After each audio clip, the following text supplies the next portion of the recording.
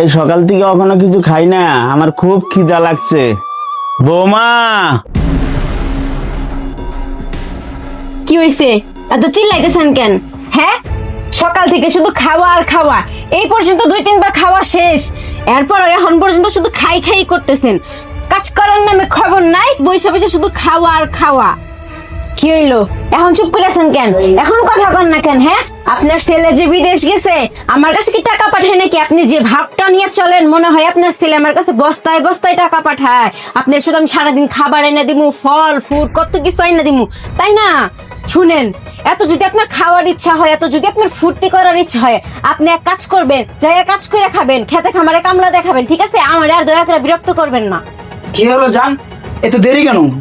আরে জান, আর বইলো না, বুইড়ার ছেলে গেছে বিদেশ, বিদেশ যা খাইছে ধরা। ওইখানেও এখন আমার টাকা পয়সাতে চালাইতে হয়, এই বুইড়ারও এখন আমার টাকা পয়সাতে চালাইতে